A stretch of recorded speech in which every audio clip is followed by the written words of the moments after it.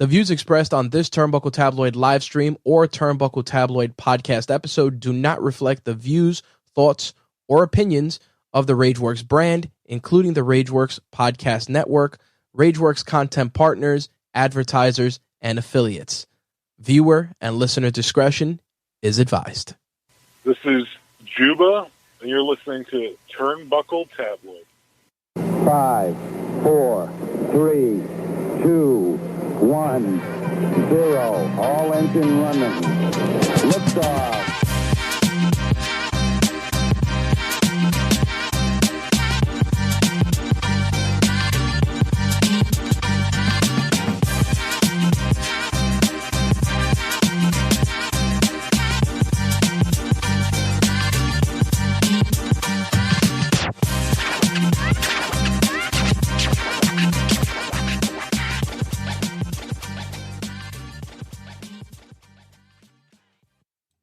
Making its way back to New York City is Violence and Suffering. VXS makes his return to the East Coast, baby, in a big, big way. February 23rd at Queen's Elks Lodge. Guys, you're not going to want to miss this one. Doors open at 7 p.m. Bell time's at 8 p.m. The card is stacked. No idea what's going to happen until you get in the building. On the card, we have Leo Rush going head-to-head versus Ares. Also in the building, be Sammy Callahan, Ziggy Ham, Myron Reed, Dante Leon, Teriyaki, and much, much more. Guys, you don't want to miss it. VXS makes its return back to the East Coast, and it's going to be a banger. Make sure you get your tickets at thewrestlinguniverse.com. That's at thewrestlinguniverse.com. Violence and Suffering returns to the East Coast, baby. And we doing it big at the Queen's Elks Lodge. February 23rd, guys. You don't want to miss it. TBT is going to be in the building. You should be too. Check them out. VXS, guys. The Arrival.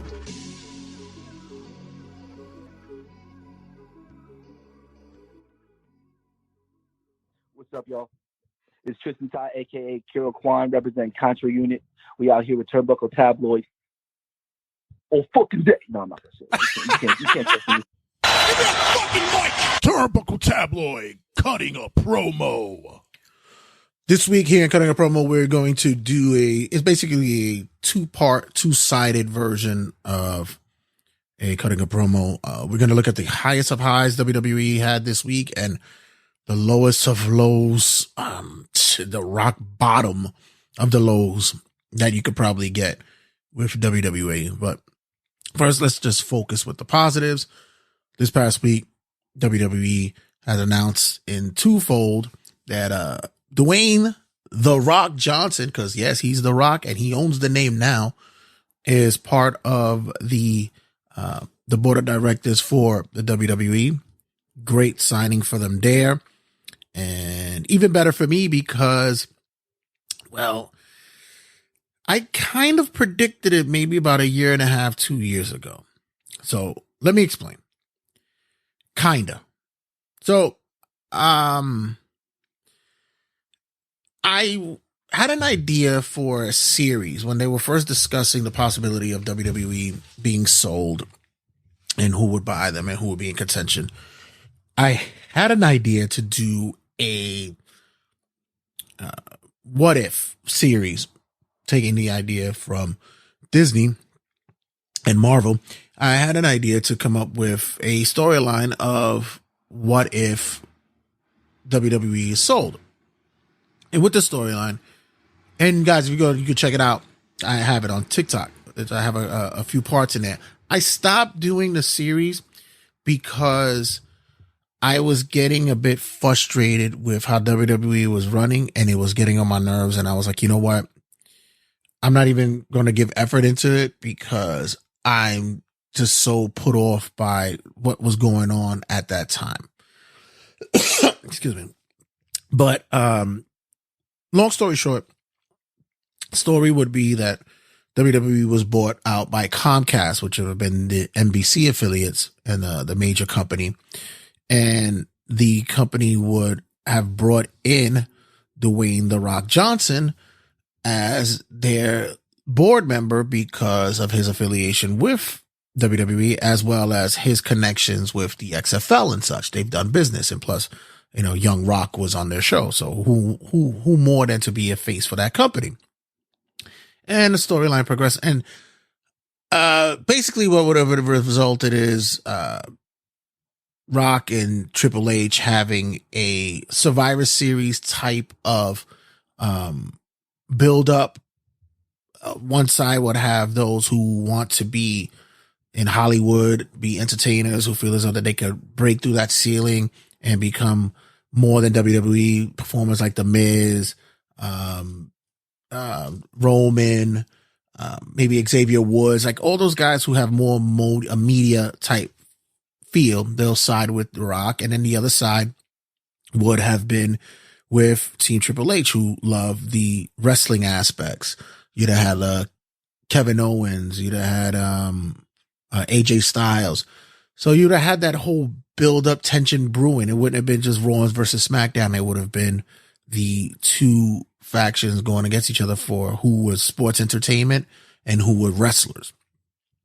The whole build-up would have culminated at WrestleMania, where Rock and Triple H would have had a representative on each side to fight for pure dominancy of the company, because Rock and Triple H were having a tug of war who's truly in the lead. Any case, I'm giving you guys a snippet of it at the end of the segment, just so that you guys could hear what was my idea. And once again, you can also check it out at Turnbuckle Tabloid's TikTok. I had a rundown for it. Any case, so Rock comes in now.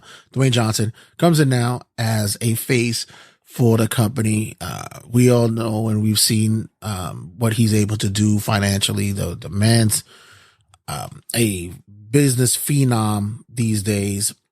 Regardless of what you say about his movies and such like that, he is known to whatever he puts his finger on to something, it tends to build and generate some kind of revenue. You can say what you want about the XFL, but he came in and they bought it out. He and his ex-wife bought the XFL from Vince McMahon and such. And now they've merged and they've started a new company, the UFL, which is merging with a USFL. So look at that. It's slowly but surely progressing. The man's net worth is $800 million. And with this partnership with WWE, we'll see that by the end of this year, he'll be in the billions. We will see that. This is once again a good look for the company. This is a great look for talent management, shareholders and such. Now that you have a positive face with the company, you see big things that could go on there. As for the other good news, as I mentioned, I thought they were going to get bought by Comcast because, like I said, I thought it was an easy fix because Peacock is under that umbrella as well. And you could have easily had some kind of connection with that. But they were end up bought out by UFC Endeavor, and now they're under TKO, which so far it's been flourishing. They've been doing well there. And the announcement was made that Monday Night Raw, or Raw, because we don't know what night they're going to be airing it, streaming it, because it's now on Netflix, which was kind of my long shot for the show, because I thought that maybe Netflix hasn't been doing well lately. They've been showing struggles. They've been struggling somewhat with subscribers, viewerships. They seem to have a ton of money because they're throwing around money to comedians and such like Kevin James, Chris Rock, Dave Chappelle, Cat Williams. They've been throwing tons of money the comedy way over it, which is good. That's my thing. But as for anything else, it seems as though that they don't seem to hold on to a lot of stuff for long. For instance, there's a lot of series that a lot of people grow fond of, and they realize that their shows are being canceled quickly and after certain seasons and such on Netflix. You don't think that anything like that would occur, seeing as though that Netflix doesn't go on rating systems. All they go about is for viewerships and stuff, and I guess streams. And no one really can monitor that. You can't really put a finger on that. But still, WWE managed to land Raw, find Raw a home with Netflix, which is, it's interesting. Now, once again, we can't find out what's Raw's ratings anymore. SmackDown will be on the USA Network. The USA was able to keep that. And CW will have NXT, which is cool as well. The only hiccup now with Raw is that on September 30th, the USA contract ends. So from October to December, they have to figure out what they're going to do with Raw. My guess would be that they'll probably toss it on Peacock for a little bit for some time. There's no discussions of USA extending their contract until December. I think that's probably a fair assumption that can occur as well. And yeah, we shall see. We shall see how that plays out. So it being on Netflix, it's going to be interesting. I would have thought maybe, if not Peacock, I would have thought maybe Amazon Prime would have been a spot, but no, Netflix landed the deal. This will probably be somewhat of a resurgence. I'm not sure whether or not the subscribers will come back, or there will be a flux of wrestling fans who are going to push to go to Netflix to see that, because there are pirated sites that you could actually get that more. You could get that easier with pirated sites than you would on any other outlet. So that's going to be interesting how that plays out. At the same time, people were complaining because it's like, well, now we got to pay. We basically paying to watch Raw. You're paying to watch anything these days. You still got two shows technically that you can watch for free. The one that you can watch for free is NXT at the CW. But if you have cable, you're still paying to watch SmackDown, and every other show you're watching is on cable. You're basically paying for that as well. AEW and their shows, you're paying cable for that, or satellite. Going to people, I've already hear people saying, "Oh, I'm not paying to watch Raw." No, hey, that's your choice. That's fine. I've had a Netflix subscription for years. I mean, as long as they were freaking mailing you the DVDs, that's how long I had a Netflix subscription. So, wow, that makes it seem like I'm old when you say that shit like that, right? Jesus. Damn, how old am I? Fuck. But any case, it's we should see. I'm not too optimistic with the long term of it, because Netflix has the ability after 5 years to cancel on their agreement. It's a 10-year deal, but they could cancel after 5. And I don't see, because I Netflix doesn't seem to have a good reputation of holding relationships with businesses and type and series and such.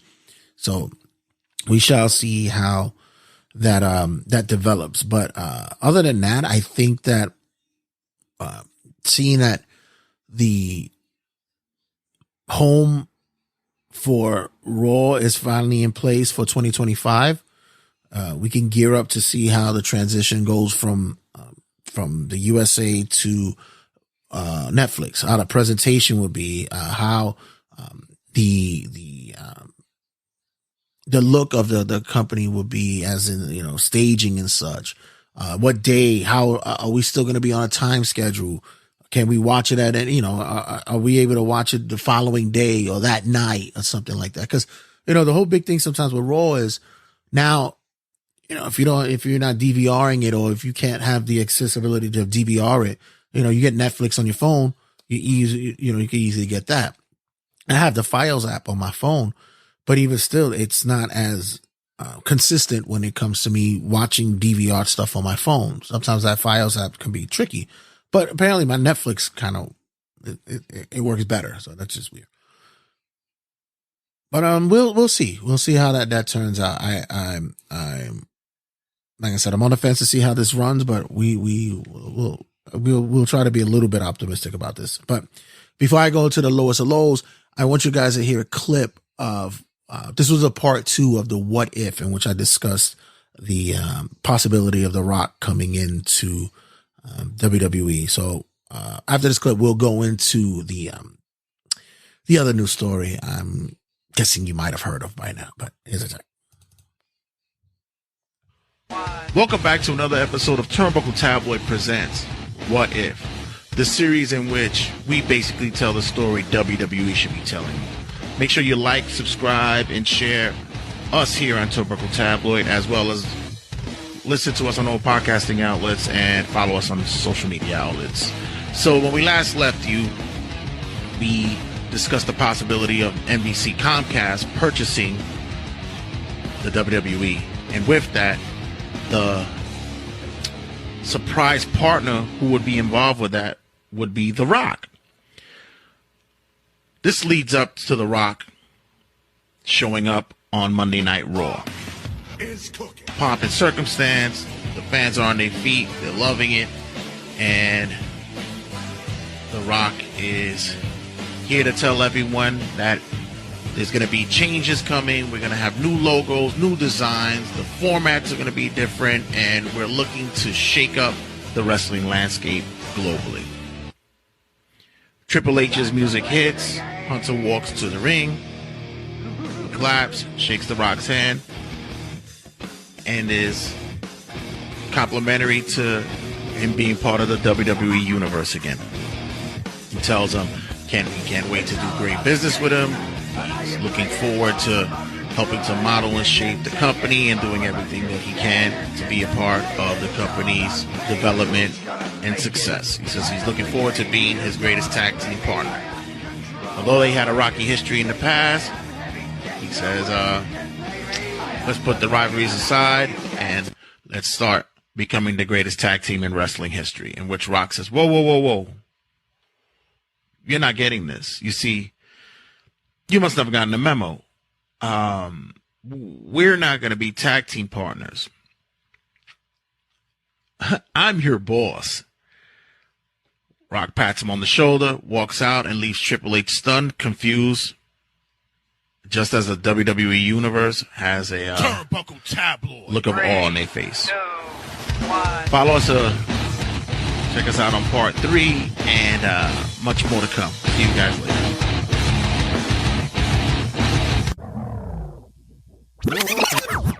And now to the lowest of lows. Yeah. So, in case you were under a rock, I've been pun heavy in this episode. Rock bottom, under a rock. Like, wow. Any case, in case your head was buried under the sand for over a week, everyone heard the Wall Street Journal leak that came out, in which allegations of deviance and possible sex trafficking occurrences with the old man himself, Vince McMahon, reared its face, and woof, like, ugh. So when a news story broke out, everybody and their mother who had a wrestling podcast was immediately up to their, pulled up to their computers, logged in, got their cameras on, put their mics on, and just had to go out there and just give their input, insight, and their thoughts about said case. And that sounds of New York, ladies and gentlemen. Can't help it. That's all it is. It's funny I'm speaking about possible criminal activities and the sounds of sirens behind me. Oh, the annoyance. So in any case, everybody jumped on it, and I tell you, it didn't even hit the presses, quote unquote. Didn't even hit the presses for a minute, and everybody was ready, fired up. I woke up to the news story, and I found a link, and I just started going through it, and I was like, shit, this is woof, wow, saucy. But I was reserved and chose not to race to make any recordings about it because I wanted to get the full story. I want to get the full feel of it, and I wanted to, dig through more of the transcripts of everything that was going on. And everybody loves to play lawyer. Everybody, you never passed the bar. You never attended any Ivy League schools to get a law degree or anything like that. No, all you pretty much did was watch a couple of episodes of People's Court or Judge Judy, and all of a sudden we're lawyers. Everybody's got their law degrees. After reading this, the first thing I have to say is I do not condone any of the debauchery that occurs that alleges if it's true. Of course you don't. You don't condone this. This is not something that you see on the regular. I said, for me, I was like, this is, I'm sorry to say this, but this is rich white man wealth debauchery that occurs. It's way out of my pay range, way out of my race. I'm way too vanilla for most of the shit that was supposedly occurring with this. Like, as goofy and as ridiculous as I can be in certain instances, this is way out of my spectrum of sex. Whoa. It's almost as though like Vince was Caligula. Look up the reference, ladies and gentlemen. If you don't know who Caligula is, look it up. This is Roman Empire type shit at a vomitorium kind of thing. It's just, oof. And I'm not going to victim shame here as well. I'm not going to do that because that's not what it has. That's not what it's supposed to be about. This is, at the end of the day, this is, individuals who are involved. And like I said, we weren't there for it, but somewhere in time seems as though that there was just such debauchery and menace that was going on that the person in question here is coming forward to reveal the whole truth behind everything. For me, honestly, going through the transcripts and reading the papers and such, I looked at it in two spectrums. I looked at it, number one, this is a person who was underneath the thumb of a man with incredible, immense wealth and power, and didn't know how to move away from it. And number two, you might have been into it for a while, and then the money stopped because once, she signed the NDAs and the payments were going out, everything seemed on the up and up. Then once the money stopped, that's when things went awry. And that's when, allegations came up. And this is when the world gets to hear about this now. Although we heard some stories, some indications of it a couple of years ago about this happening. Vince stepped away for a little bit and then muscled his way back and brought people back with him. Now this is one of those instances to where they're like, yeah, there's nothing I can do, especially after Slim Jim basically said, if you keep this fucker around, we're not going to fucking advertise or sponsor with you guys anymore. And they've been their biggest sponsor for like 20, 30 years. So yeah, we're going to have to do something about this old fuck. And, the pressure happened. And then, shout out to Slim Jim because that was actually a big move for them to do. Usually some certain companies will stay quiet, but they made a right decision with putting the clamps on that. Because the old man wouldn't have stepped down. He would have avoided this shit like the plague. But it seems as though that with everything that's across, and mind you, if you're looking to read it and you haven't read it yet, go through it, or you just heard the snippets of it, and you want to look more in depth into what they were talking about, Jesus, just going with caution. Some of this stuff is just brutal. I'm like, damn, what the fuck are you into, Vince? God. And this is happening with a man at the time who was probably 75, 76 years old. Jesus. He wasn't kidding when he says he was a genetic jackhammer, but God, dude, like, what the fuck? There's just certain things that you might, I mean, I understand you having a strong libido, but it seems as though you had other areas on your body that were strong too. Your asshole. So it just seemed like, and then just to hear the stories about the sexual toys and then naming them after wrestlers. Oh God. Like, it's, I can't say that I'm shocked because like I said, this is like Jeffrey Epstein kind of shit, that kind of world, you know, and who knows what kind of circles Vince was into, but just to know that a certain wrestler / UFC fighter, wink, wink, may have gotten involved with possibilities of the dealings. That's where the sex trafficking was coming in, because there was a possibility to where the victim was going to be flown to said individual for a romp. And I mean, what they're into, like I said, this is like something from like Sodom and Gomorrah or some shit like this. Why madness? Just madness that was going on. I don't know what else is going to come up, because it's going to be more. There's going to be a lot more of this shit that's going to, it's not just going to be this. And I feel bad for the McMahon family, meaning, you know, Stephanie, Shane, and even Hunter, Paul, because, you know, you may or may not know, heard, or been involved, not involved, but in a spectrum, was aware of what the old man was doing. But at the same time, how could you stop him? What are you going to do?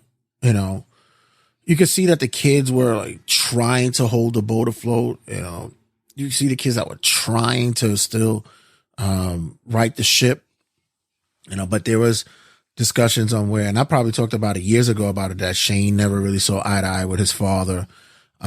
Stephanie was more headstrong with business wise and keeping it that way.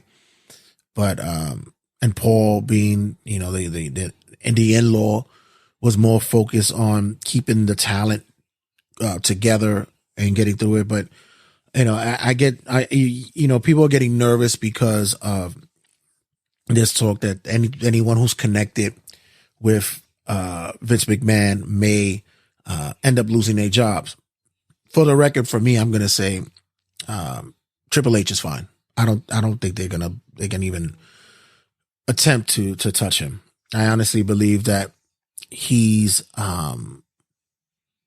disconnected in certain ways. I believe that creatively he's been generating what Endeavor wants, what TKO wants. They brought the product up, and I think that he's going to be the one that's actually just going to skate by this easily. Kind of sucks that if he does become a scapegoat once again, because this will be like the second time in his wrestling career that he's a scapegoat of something. Remember with the curtain call that once Kevin Nash and Scott Hall and X-Pac and Triple H and Shawn Michaels, they gave the hug at Madison Square Garden. That well, X-Pac wasn't there; it was only the four of them. They got the, you know, Triple H got the short end of that stick, and his push was killed for a while. looks as, it would suck to see that would happen again, that he's now the scapegoat of fucking Vince's bullshit. How ironic that would be. But I don't think so. I don't believe that that's going to happen. I think he'll be fine. I think that anybody else who was in that, Vince circle, the Kevin Dunns, the Bruce Pritchards, who's still there. I think he's going to be seeing the act soon. The John Laurinaitis, that kind of click, and anybody else who's connected to that, I think they're gone. They're officially going to be told, sell your stocks, get rid of them. We don't want anything to do with you, and 2 fingers up. The other aspect of that is that people will say anything connected to Vince, or whatever the case may be. Vince has been connected with everybody for years. Everybody, even in other companies, he's connected to them. So, regardless of what you do, if you're going to try to bring somebody outside, if you wanted to bring like a Scott Demora or something like that, or whatever, there's always been some kind of connection with Vince. So the best bet would be, keep Sean where he's at with NXT. He's fine. They're doing well there. Keep Paul where he's at. He's fine. They're doing well there. And I think at the end of the day, although it looks bad and it sounds bad, I think that if WWE continues to push out, the positive aspects of this, just like Paul did during the press conference, which, by the way, I'll get to that in a second. I think that I'm not going to say it's going to go away, but it'll be something that's going to be dealt with behind closed doors. And the media would only bring out stuff if it occurs that more preposterous instances occur. So I don't think it's going to be that bad of a storm for the WWE product themselves. I think this is going to be more of a shit, and pun intended, a shit storm for Vince. As for two things before we continue on. Number one, they're talking about how Triple H handled himself during the press conference after the Royal Rumble. I think he handled it fine. I actually believe that they asked him the questions. He took it and he says, I'm not going to focus on the negative right now. Today was a night for our wrestlers. And I believe that this is something that needs to be more of an importance than the negativity. They asked when he learned about it. He says, I learned about it when you guys learned about it. It was real time. I thought the other representative, Cody, did a good job of it as well. When they asked the question to Triple H, or to Paul, about the safety of those on the roster, how they took it, and he said, we're going to look at it very seriously. We're going to take that into consideration very seriously. I don't think he avoided anything. In fact, I think what went down, especially with Nick Khan and the higher ups with Ari and such, what they said was, if they ask questions, don't answer it. We're not going to sit there and say no comment. Just, deflect it to that. Because, all right, so everybody was making these allegations, not the answer, well, these comparisons to Tony Khan and his commentary, or lack of commentary, about the Chris Jericho situations, possibly with that allegations and such, or even the allegations with CM Punk and such like that, right? So let's look at it in those two different lights. Number one, the CM Punk situation, I could understand for him not to discuss it. Listen, I'm not one of those that's going to sit there and say you have to discuss that. You don't have to. That's your business. If you clammed up, you clammed up, because in his situation, this is probably going to be a legal problem. This is going to be something that we've already seen that Stephen P. New will be representing Punk and Ace Steel against AEW. They're going to have some court proceedings about this, or some legalities about it. So you don't want to say anything out of turn. That's just part of business, and that's part of the law. That's what you do. As for the Jericho thing is different, because Jericho, there's no immense allegations that are being that he's facing, or any legal actions that he's facing about it. Even with that, I said, for me, I said Jericho just sounds like a horny man. He looked like he sounded like a guy who was just trying to get laid. There was no instances of anything inappropriate that wasn't said. There was that whole instance where he was the only one in the room. There was no instances of saying that he was in the room with his dick out or anything like that, or he was manipulating himself while a female wrestler walked into it. Oh, they said it was just him in a room on a couch. That's all it was. And if anything else that comes from that too, you can't disclose it. Can't talk about it. I get that. But the Tony Khan thing is, once again, I want you to look at it in the aspect of who's doing it and how they're doing it. We're looking at a gentleman who, meaning Tony Khan, who's just awkward and doesn't know. You should already be prepared to field those questions. You should have known they were coming, so they should have been. They have the ability to deflect, as Paul did. Paul knew exactly. He knew the questions were going to come. He knew exactly how to deflect it. Good job. And if you want to take that he was avoiding it, hey, legally, this is going to be more of a bigger case for WWE than it would be for AEW with their case, if there would be one, because it doesn't even sound like there's anything. The only one that's going to be big is probably the CM Punk instances, because that one's going to be possibly about money that's owed or whatever the case may be. Who knows? As for the WWE shit with Vince McMahon, by the way, Vince is not going to jail. That's another thing that I've heard people say, oh, Vince is getting locked. Vince is not going to jail. The only reason if Vince goes to jail, if anything federal, or anything that has to deal with inside trading involved, in which the feds have to come in, the government has to come in and step in to figure that out, to find out. Other than that, this is a civil case. There's no instances other than outside of the mention of sex trafficking, which on paper said it didn't occur. So there was notes of it saying that she was locked in a room, but there's no mention of anyone bringing up any cases of kidnapping or such like that. So unless it goes down that way, Vince is just going to have to be paying out some money to a lot of people. He's going to go down that road. So rather than just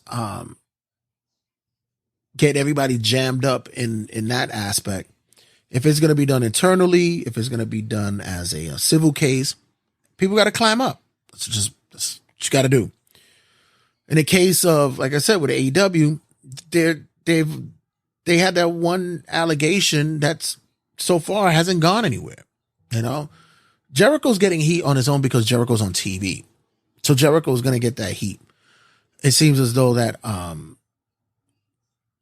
the AEW is kind of leaning into it a little bit. Whereas with Vince, he's gone. He's erased. You can't even freaking Google him on the YouTube site. I mean on the WWE site. You can't even freaking find any connection. When he's been Benoit, he's gone. So they're trying to distance themselves as far away from this man as possible. AEW didn't do that because, really, like I said, I don't think there was anything really, anything out there that was really that was deemed to be criminal, unless something else comes up. But as for now, no. So this whole aspect of it's apples and oranges, but everybody just wants to have that fucking moment to where they have to sit there and say, and mind you, just say it. Just say you're anti-WWE. I would respect you more if you just said that. You're anti-WWE or you're anti-AEW. If you say that, I'm fine with your thoughts and views, because I'll be like, okay, at least I know where it's coming from. Me, I don't have those kind of things. It's like with government. It's like in politics. I don't have an affiliation to any parties. If you're an asshole, you're a fucking asshole. And if you want to do good for the people, then you're going to do good for the people. The same thing with wrestling. I don't have any affiliation. I'm not a fucking WWE mark. I'm not an AEW mark. I'm a wrestling mark. And that's all it is. But, you get these journalists, you get this opinion, and especially, like I said, the wrestling podcasters. And, I did a rant last week about it as well. And guys, just call your show like what it is that you are. Call it Fuck WWE Podcast, whatever. But be honest. And it's the same that can be said about, the Melters and the Alvarezes or the Sean Ross Saps and these words. If you're going to fucking lean to one company more than another, shit, just say it. I don't fuck with this company. I like this company. Be honest. So all of you guys who are sitting there making these opinionated thoughts about companies, whatever, just look at it as a whole of the individuals in question, not the company in question. Just look at the individuals. Whatever you say about WWE, people are jumping shit from AEW and still ready to leave AEW to go back to WWE. Those who had been there before and ready to come back. And you can say the same thing about WWE, where people are saying like, I can't be here anymore, and they want to leave. This is a cycle. This is business. So it's not that one is better than the other or whatever the case may be. It's what's best for the people who are in it and who are watching it. So if you were that scorn level because WWE did you wrong for so long and you can't deal with it anymore, fine, then don't watch it anymore. But at the same time, why comment on something that you're not watching? Shit doesn't make any sense to me. But anyway, and on that note, when we come back, we got much to talk about. I'm going to be doing a review of Royal Rumble. Not going to be too long because it was only 4 matches, but even still was a jam-packed Royal Rumble. Shout out to all my people who showed up at the Seneca this past weekend who watched the Royal Rumble. We had Turnbuckle Tabloid had a mini viewing party. I didn't really put it on blast for all of the listeners out there because I wanted to get a test out of the venue. And it's not a really big venue, but it's a nice size venue. It could hold a nice quantity of people in there. And I wanted to see how it went and for who showed up, for most of the people who I invited showed up, and we had a nice about 20-25 just for us, intimate in the back. And then we got the whole bar involved because the bar started watching it as well. It was a really good time, man. And it was I want to thank everybody who showed up, man. We had raffles, we had games and stuff like that. It was real cool. So next time, gonna be probably doing one for the role for Mania. We'll probably do one for Mania Night 1. Cause Philly's expensive, dog. Like those tickets is crazy. Like nah, I'm good. I want to go, but I don't want to go, and I think I'm leaning more with the don't want to go. So we shall see. But other than that, guys, when we're talking about, like I said, my review of Royal Rumble, and we'll have the Tabbies. Yes, we finally were able to put together the Tabby Awards. So you guys will get the results of that here and much, much more. So guys, don't go anywhere. Stick around. We have much to talk about. Check you guys in a second.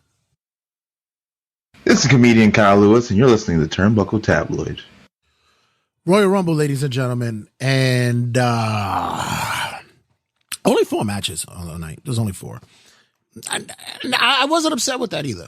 I like, and this is what I'm talking about, like I mentioned earlier about the WWE product. It's streamlined a little bit more, and Royal Rumble being the creme de la creme when it comes to their PLEs, their pay-per-views, you would expect it to be like their biggest show, but they've been able to manage to only have the most important matches of said program and be able to keep the audience's attention for it. And if that meant only having 4 matches, that was fine. Hey, listen, this is probably like the shortest lineup card that I've seen from them so far. But in any case, it gave the importance to what was the real face of the night, which is the Rumbles. The Rumbles are now. Because remember, it was only, for years, it was only the men's Royal Rumble, but now the women are playing such an important role with it. that you have to give them their time as well, which is understandably the focal point of why there's such a push for the women's division to get more open, flexible, and the ability to have more stars come from it. And tonight didn't differ. So the Royal Rumble women's match opened up the card, and you know, you sit and you have your choices of who you want to win, who you have your favorites and such. By the way, between me and you, I picked Bayley to win. I said the dark horse would have been Becky, but I picked Bayley to win. I knew it was going to be a SmackDown female superstar to win it, but I did pick Bayley to win. So she came in at 3, and once she came in at 3, I said, "Oh, they're going to give her the rub. She's going to get the Iron Woman rub," which is good. You must say that she is much deserving of the spot right now. She's been going through it. Remember, she had times where she was off due to injury, and she wasn't sure whether or not she was going to make it back, if she was going to be right at her at the spot that she was before. She couldn't even climb back up into that position again, but she came in and she really showed why the fans love her, love to hate her and hate to love her, because she's that polarizing. But the same could be said about the new signee who came in, which was Jade Cargill. Same thing. You guys heard me for years talk about her in AEW. Garbage, trash, she can't wrestle for shit, whatever. On this night, being in the first match in the Rumble, she did what she was supposed to do. Get that spot. Get that ooh and ah. When when Bianca and Jade faced off, didn't touch. Smart move. Don't touch. We just looked at each other, gave that spot. Very, very, very impressive with getting that audience attention. It's also to say that, because people always go, well, they're not going to know who a person is, but WWE fans, yes, many of them are closed to that world, but they are a large minority who watch multiple shows, who are wrestling fans, who will know the individual. And when she came out, the crowd lost it. The people in the bar lost it. And yeah, it was good. Like I said, she did what I couldn't give her a grade because I really didn't see what she did, what she could do on said moment, because it wasn't a match. But I can't say that she did what she was supposed to do for that moment in the Rumble, and I think she did a good job of it. We'll see later on down the line if she's worked and sharpened her craft, or they're getting her into the WWE model, which could be a little bit more difficult or more easier. We'll see. Another one that stood out was, of course, when Jordynne Grace came out, and I thought that was a shout out to homegirl Ariana, who she called it. She said Jordan's going to pop up in it, and she sure enough did. Good, you know, that was a big surprise for everybody, and she showed out. Let me tell you, I will not be surprised if she jumps ship. I will not be. I think that crowd, getting that, feeling that energy, feeling the support that she got, feeling the sense of being in that ring and being able to work with the women that she worked with. I think she just got her toes wet, and she's really thinking about, she's like, yeah, because there was some hesitation from her to leave before. And you know, TNA probably, you know, threw some money here and there, but I think right now, especially, you know, the pop that she got, I think that, yeah, when contract negotiations happen, she's gone. She's leaving. It's over for her. Other than that, we saw the return of Liv Morgan. The other women did fine. I thought they were. I think the women's match was probably the better of the Rumble matches. The men just did what men do. But for the women, I thought that this was a display for them, and I think they showcased it well. Nia she didn't even look that bad either. She helped to put people over as well.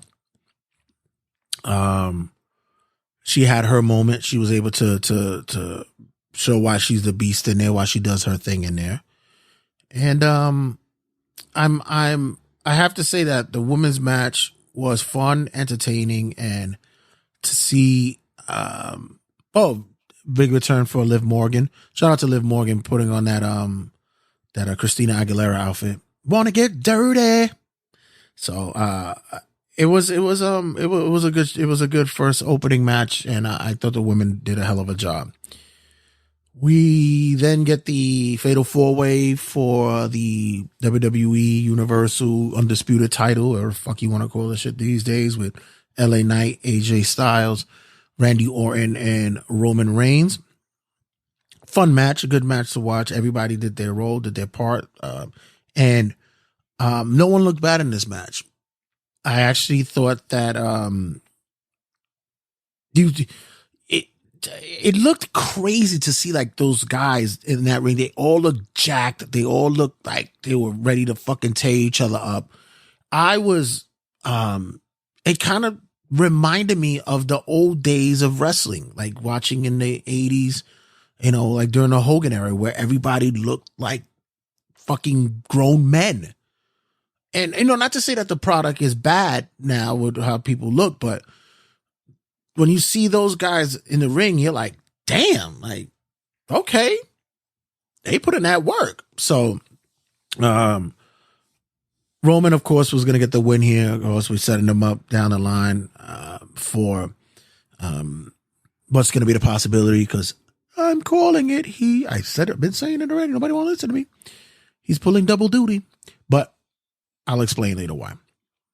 So we didn't get Kevin Owens versus Logan Paul for the U.S. title. This was the match that was funny because I was watching the match, and you get a look across and mind you, this is the time where, so when we're at the bar, right, there's a big projector in the back of the bar. They left the back open.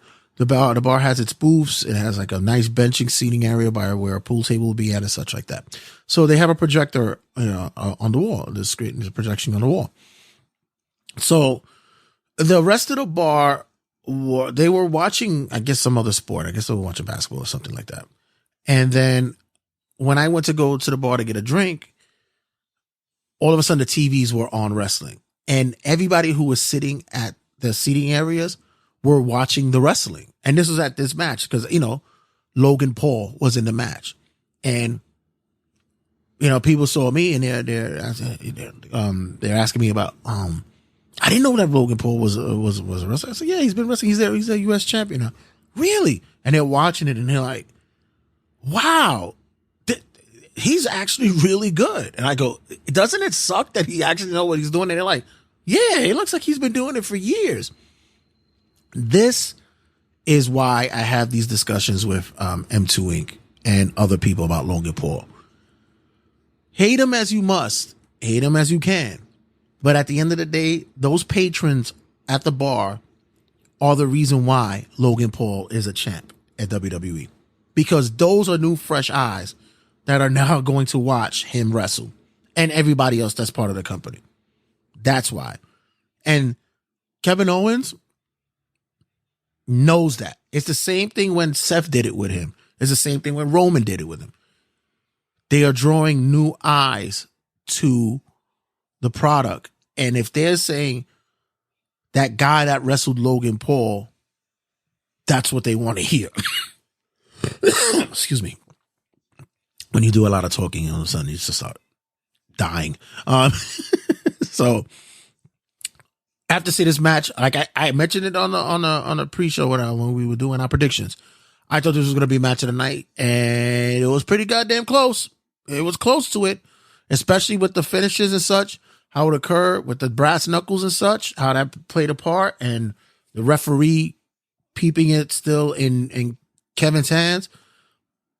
I like the way how that played out. It's smart, very smart. You protect Logan that way, and you get a bigger reaction from the crowd down the line. I'm hoping that he doesn't hold it all the way to Mania, but if he does, I'm hoping that they make that U.S. title match a ladder match. I really think that match deserves a ladder match. So we shall see. And finally, we get the men's Royal Rumble. And the excitement here was, first we saw Braun Breaker debut here. I thought he did a phenomenal job. Apparently, he was in the Brock Lesnar spot because, reasons. So, and the spot that he got was detailed right to the point of what Brock Lesnar was supposed to do, especially when he got thrown out by Dominic, which was, does it take the luster away from it?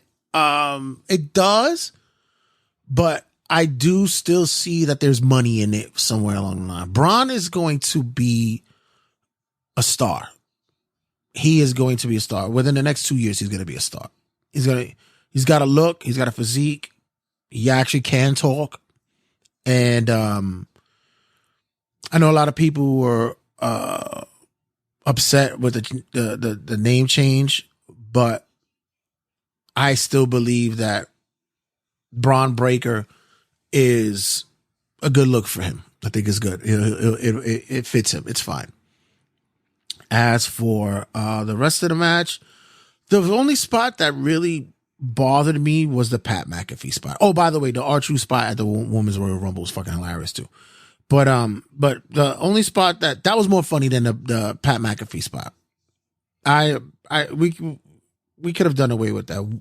I saw somebody go, oh, the men's Royal Rumble sucked because we didn't get any returning legends. And well, first thing, there was no returning legends for the women's match because that's what they wanted. They want to showcase the women. They don't need any hokey shit.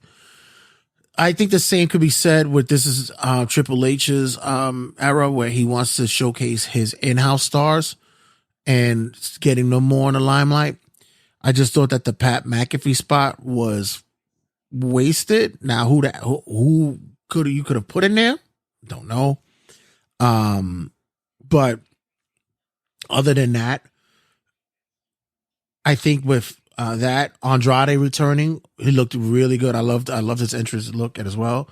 He fit in beautifully once again. He was like, when you look at these guys, you get this coming home kind of sense with them, and that's the I guess the feeling that they want to share with the WWE universe.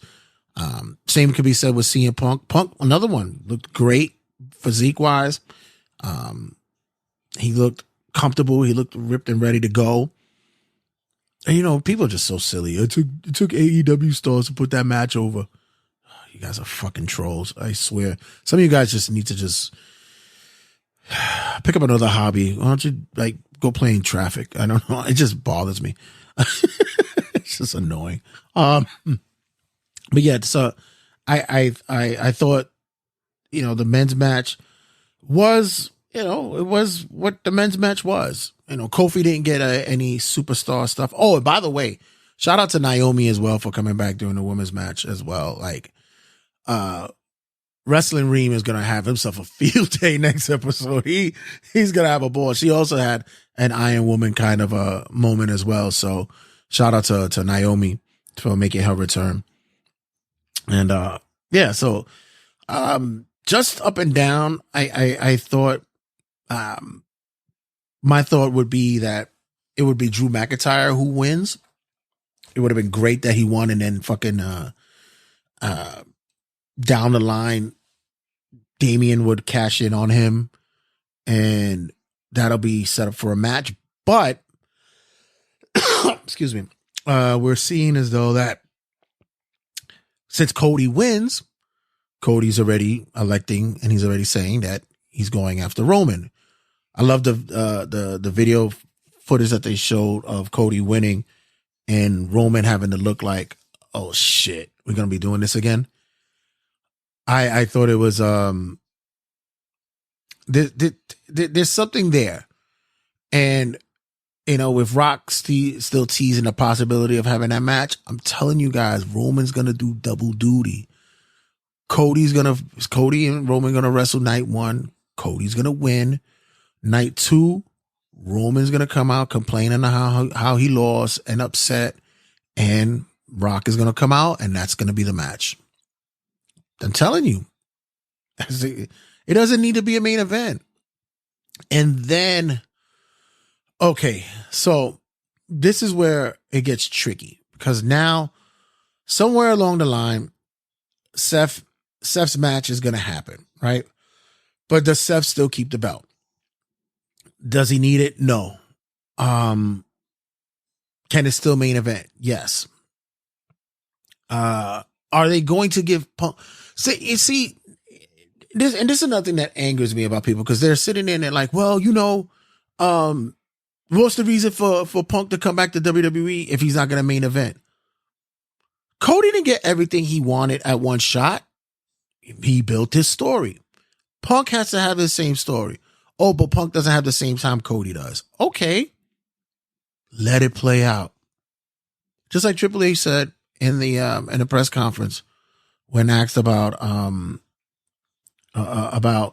how people are looking at the way that the storylines are being right now, and it's like, let it play out.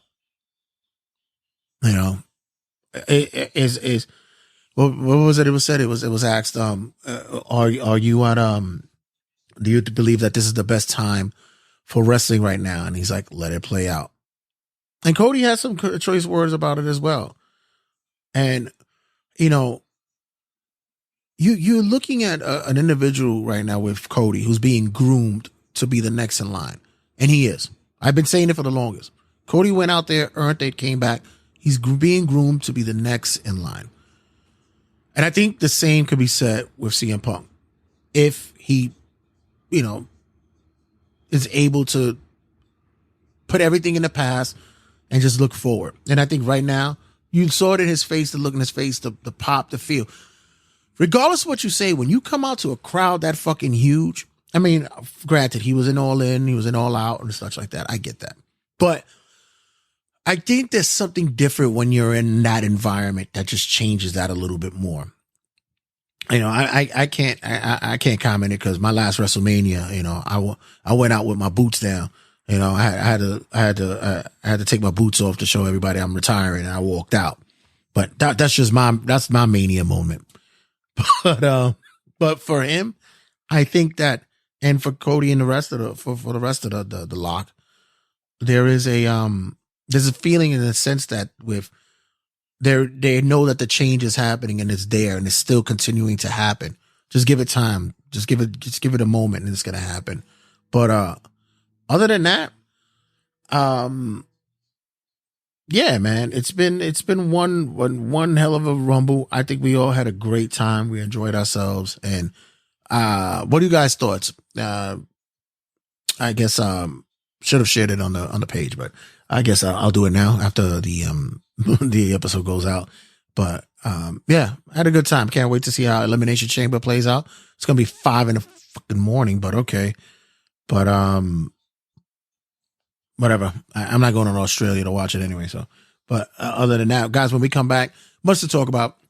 Have the Tabbies, the 2023 Tabby Awards. We finally got to it, and big shout out to our boy Whole Milk Mike who helped me out putting that together. And yeah, so let's see if you'll be surprised by our winners and our losers. And thank you for all the nominees who gave us such great work this past year or so for wrestling. It was actually a very prosperous year for wrestling, and we had a lot of decisions to make, and it wasn't easy. So, and thank you for you guys who partook in the decision making. Not really, because none of you guys really helped so much, but that's another story. Don't go anywhere, guys. Stick around. Much to talk about. See you guys in a second. How you doing, ladies and gentlemen? This is M2 Inc., and I am on the podcast of Turnbuckle Tabloid. How are y'all doing today? I am doing great.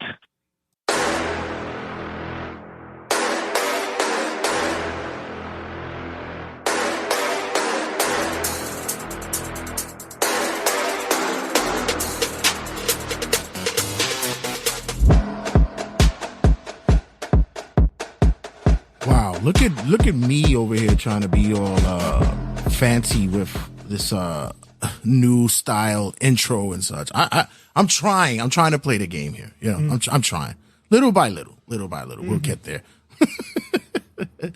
What's going on, everybody? This year, we bring something new to the table. No, it's not. It's not really new. We do it every year. I'm sorry.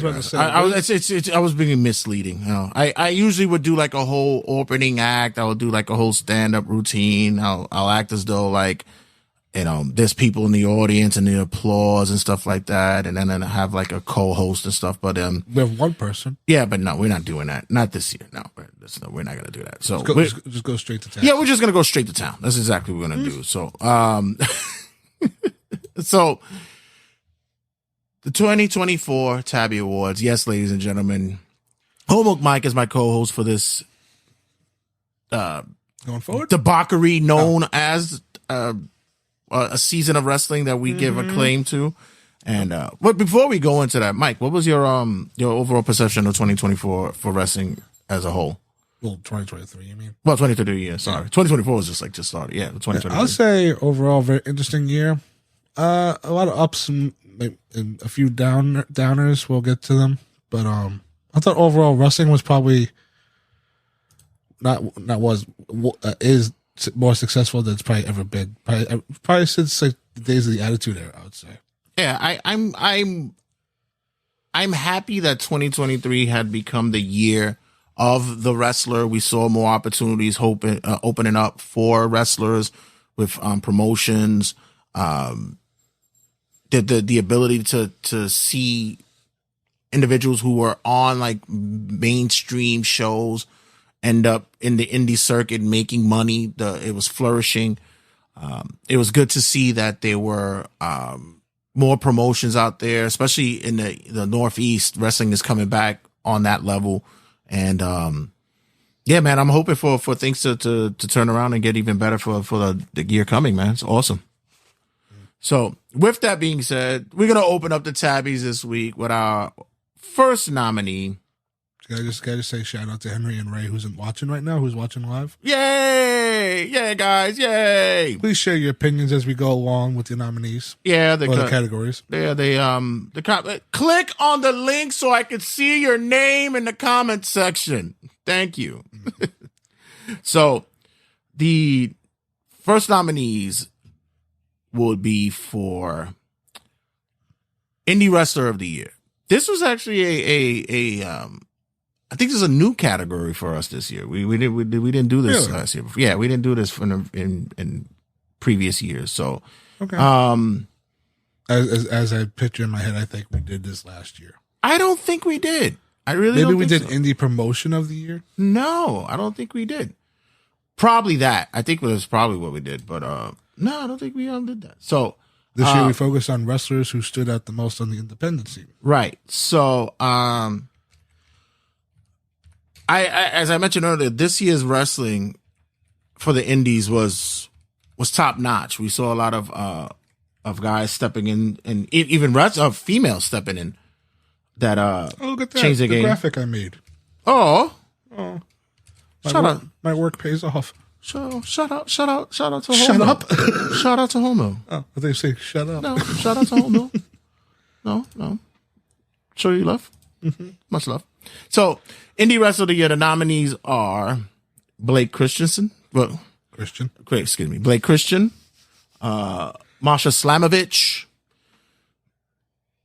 Shane Mercer, and Matt Cardona. Shane Mercer actually had gotten a lot of views this year in social media. That was something crazy. The guy's a monster. Although I believe he only works like in the Midwest, but it looks like his name is starting to pick up. But the clips you see of him, they're worthwhile to check out. Yeah, The strength he does, the agility he has. He's a very unique wrestler. Blake Christian has also been doing big things. We see him a lot. I believe he's GCW's champion at the time, right? He definitely did a big rebound since his days from NXT. Right. Masha Slamovich has been one of the only, I won't say only, has been a true standout for the women on the independent scene. And, killing it. Especially, I'm not a big fan of it, but she's been showing off in her intergender matches and such. Mm-hmm. And then, of course, we got Matt Cardona, who is like the indie god. I mean, come on, let's be real here. We saw him a lot in House of Glory. Right.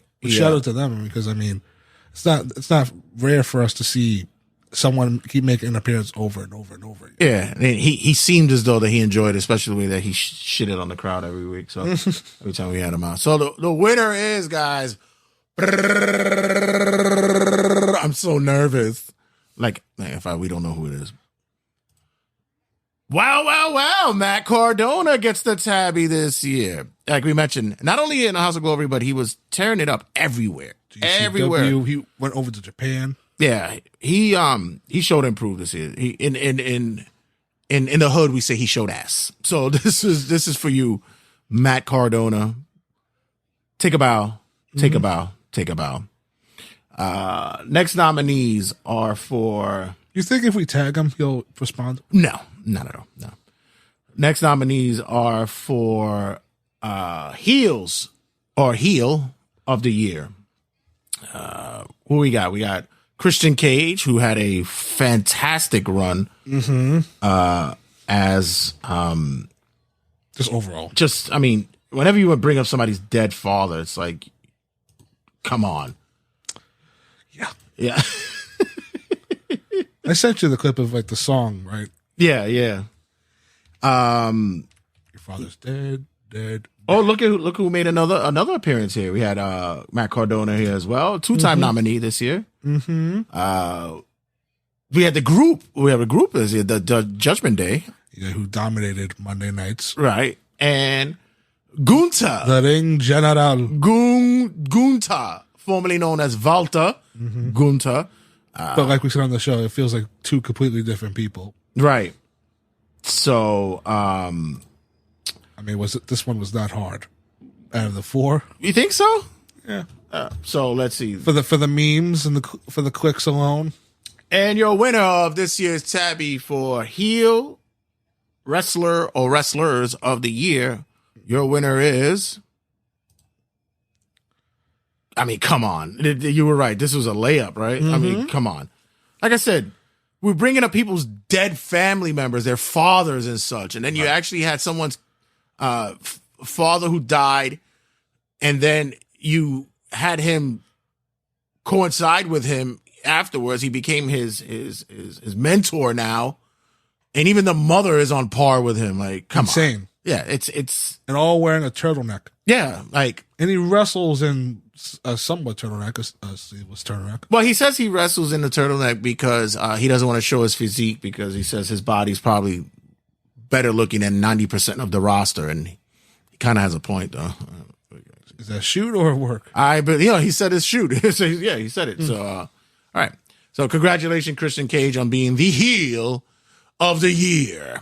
Mm-hmm. Next nominees are, okay, for I'm waiting to see the graphic. Worst match of the year. Mm-hmm. Oh, that was a pleasure, ladies and gentlemen. And I think, Jay, can we be real here with our people? There wasn't a lot of bad wrestling this past year. For 2023 was probably the best year for professional wrestling. And then we have these matches. Yeah, and believe me. First off, wow, that Texas Chainsaw Massacre match was.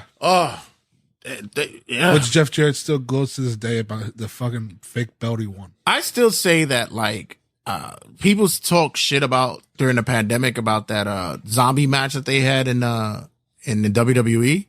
Meanwhile, I feel the match was not that bad. It's just that the gimmick. Yeah, but that was painful. The Bully Ray PCO at Victory Road. think that was it was definitely an anything goes match. Yeah. I mean, what did you expect from a PCO? Did he retire already, or is he still going? PCO's still there. Oh, okay. He signed a new deal with TNA. We got Chad Gable. I mean, Chad Gable. Sorry, Gabe Stevenson. Mm-hmm. Gabe. By the way, they're talking about his reemergence of him, that they're actually going to. Yeah, he wrestled in a dark match on SmackDown. Oh, great. Okay. Against Baron Corbin. Corbin. Well, the first time on NXT, let's try on dark match on SmackDown. I felt so bad for Corbin on this one. Like that is probably the one time Baron Corbin got cheered. I remember watching that. There was fucking "Let's Go Corbin" chants. Right. Like, honestly. But then we get to this fourth nominee. The epitome of what the NWA World Title has been reduced to. Yeah, on its 75th anniversary as well. Mm-hmm. It was the Bull Rope match for EC3 versus Tyrus, which Bull Rope match. If Tyrus loses, he retires. Right, and I think they did him a hell of a job. The mayor of Mooks. Thanks, Ben. And the winner of this one is, I mean, come on, really? I mean, this was, I mean, we kind of debated on this one. Yeah. Yeah. I really wanted to say that Texas Chainsaw. I had to emphasize to you, this was for a title. Right, exactly. All the matches were just plain, like, as far as like hardcore matches, the Jared Hardy one. Right. It was bad, but also stupid. Oh. But this one, where the world title's on the line, Jesus Christ. Yeah, that one was belly aching. Worst match of the year, any match with Jeff Hardy in. Oh, jeez. That means you watched a lot of Rampage, sir. Yeah, pretty much. And as you say that, we're about to see Jeff Hardy versus Swerve Strickland on Wednesday. Oh. Swerve better have his working boots. He's coming in. Mm-hmm. He's coming in and he's taking names. Jeff Hardy returns. Also, think about if the sadistic man I am, the theme song for Swerve, I swerve when I drive, Jeff. Right. Shit. Faction of the year. Does this also coincide with tag team of the year as well? Yes, we did. Faction and tag team of the year. Because there was a lot of things this year where we felt like a lot of the factions had tag teams in them, so might as well lump them all together. Right. So faction and you can say trio as well. Right. We just lumped them all in there. So correct. Faction and tag team of the year and such. We got the Bloodline. Mm-hmm. Some may say was a bit of a downer this year, especially towards. They definitely had a high. Yeah, especially towards the end of the year. I would say extremely high at the beginning of the year. Right. But then once the Uso thing happened, fell off somewhat of a cliff. But I believe the main bloodline with Roman, Solo, and Paul stayed strong. Right. Then we get the Acclaim. The Acclaim actually had a good run this year. Real solid run this year. Funny enough, they were nominated for Tag Team of the Year last year too. Yeah. And that was when they were when they actually had the tag belts too. Yeah, and they were they pretty much had the audience eating out of the palm of their hand this year. So everybody was scissoring. And even to this day, they're still doing it. I've never done it though. I'm not gonna do that. Never forget your reaction to you texting me. Wait, is that how much the fucking Acclaimed belt is? Yeah, that was. And I'm like, yep. Did you ever see anybody buy that? I've seen photos of people with it in public. Insane. Blackpool Combat Club is in there. They had a solid year. We saw a lot of matches involving the crew. They were deeply involved, especially stadium stampedes, anarchy in the arenas. Yeah, they had their all four were very strongly booked throughout the whole year. Right. Despite what you think about each of them. And finally, we have the Judgment Day, who we mentioned earlier. Once again, dominate Monday Night Raw. Pretty much the main focus. Two-time nominees. WWE programming. Right. And the winner of this year's Tabby goes to... Oh, the Judgment Day. Yes, please. Yeah. I mean, listen. All rise. All overall had just them written all over it. Mm-hmm. Each individual, especially now adding with the JD McDonough, and then now entering 2024, now with R-Truth, which doesn't count. That he has to be nominated for next year. Yeah, he doesn't get a Tabby because he wasn't part of the crew in 2023. What are you talking about? he was like at like the last week. He was there when they were born. Yeah. So when those photoshops were fucking crazy though. Oh man, that the Titantron now is fucking hilarious. What they're having him in it. The group he put on the group page. Oh, that's hilarious. But I think overall, when we look at these four, Rhea, Damian, Finn, and Dominic, all had solid years. I shout out to Damian. Actually, I was watching this morning the Backlash this year with Bad Bunny. It's actually a really good match. We'll get to him. We'll get to that. And next nominees, most improved. Most improved we have this year. Nominees are Trick Williams, Julia Hart, Dominic Mysterio, and Lash Legend. Now, somebody said Lash Legend got to put on was because she slammed Otis. And I'm like, no, she actually, from the moments when she first stepped in, I thought she was god-awful. I was like, shit. When NXT 2.0 started up and they introduced like 25 new characters and Right. she was one of them, holy shit that she was green as fuck. Yeah, she shit the bed. But from what I've heard the last year where she's setting records in the PC for a bench press and like squats. Yeah. And then that spot with Otis where also too, you could see there was a change physically with her. And I think putting her with Noam Dar, like putting her in a group, it works as well with her. Yeah, Trick Williams as well from her NXT. And Jakar Jackson is definitely going to be hopefully a good team. Trick Williams as well. We see him coming out of the shadows slowly but surely of Carmelo Hayes, and he's been showing and proving that he could be a star. Yeah, he puts in that work. Dominic Mysterio, I think with year by year we put him in that most improved category because he is showing, especially as a heel, it's working. I think his ability to draw heat has been spot on, and even his ring work has been exceptional. So he's a great candidate for the nominees this year. And finally, Julia Hart. What a change this female made, this woman made in wrestling. We went from would you say 360 would be the perfect word? 180 from 180. A cheerleader to an evil witch. Right. The only thing that bothered me about her was like, don't have her at the scrums anymore. You kind of take away from her ability to be charismatic when you put her in the scrums. I feel she plays it off well though. She's not completely different from where she acts on TV. Yeah, but still, it's just more. It just doesn't carry over right. You know, it's like weird when you have Tony Khan saying, "Here comes Julia Hart." Meanwhile, she's like doing voodoo right on TV, spitting up blood half the time. How you doing, everybody? How's it going? All right. I'm glad to be the champion of TBS. Hoo. And your winner is. Look who it is. It's Julia Hart, ladies and gentlemen. Why not? I will say special mention to Logan Paul. Yeah. This past year, I think a lot of his performances have gotten much better than year one. Yeah, he almost would have made the cut for heel of the year, but we shall see for that. Next nominees we have female wrestler of the year.